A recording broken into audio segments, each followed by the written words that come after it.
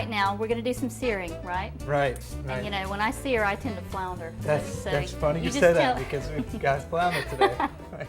What is it? What a coincidence. I know, it's amazing. Well, I can't wait till you show me the right way. Right. Well, we've been talking about this flounder, and again, it came from North Carolina waters. And, you know, really, I want to talk about how to properly sear a piece of fish because it really doesn't matter what you're serving it with. If it's not cooked properly, it doesn't really matter because that's all your guests are going to notice is that, oh, well, this is overcooked or it's bland, whatever it may be. And it's easy to cook, right, when you sear. It's very simple. So what I did, I went ahead and filleted this flounder. You can see, you know, the shape of the fish, and we have this nice and cleaned up. Now the first step is getting that pan nice and hot. Okay. It's on medium-high heat.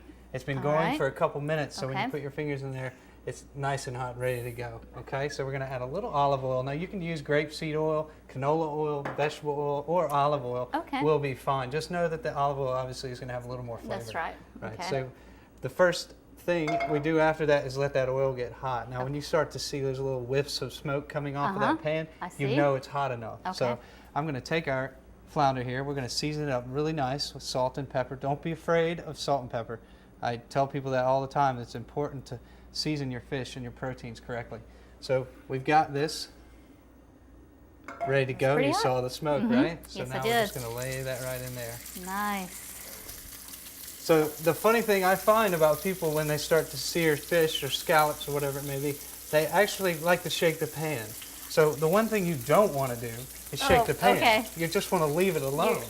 No tweaking. That's right, no tweaking. Just let it cook. But don't forget to season that backside because we want it to have all that flavor too. Now I've got one that we just seared. After you get a nice brown on that fish, you want to go into the oven for about 2 or 3 minutes. You can see how it's very thin. Okay, so is it finishing up in the oven? It is going to finish slightly, but you know, it doesn't take long at all. So if you want to grab our plate there, I'm going to pull this flounder out of the oven.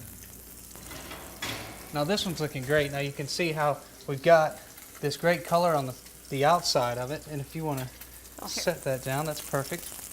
And flounder probably goes with a lot of different stuff, doesn't it? Sure, and you know, we actually with this dish decided to serve peas and carrots because right now your English peas are going to be in season. Carrots are for the most part always there, and you know, again, as long as your fish is cooked properly, you know, anything will complement that flounder very nicely. Yeah, sounds great. Great way to use those fresh vegetables that are in season. That's right.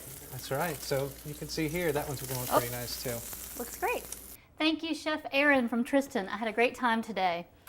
These 3 dishes, why don't you give me one tip for each dish that we really should remember? Sure, of course. Well, remember with the crab salad, you want to make sure you get all those shells out of that crab meat or else, you know, it'll be crispy. You don't want that. No. With the asparagus, make sure that water's nice and hot so that poached egg cooks properly. If not, it could be runny and nasty.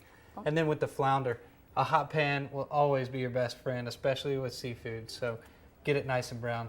Great. Well, great tips, great menu. Thank you so much for joining us here at Variety Cooking. We'll see you next time. Thank you.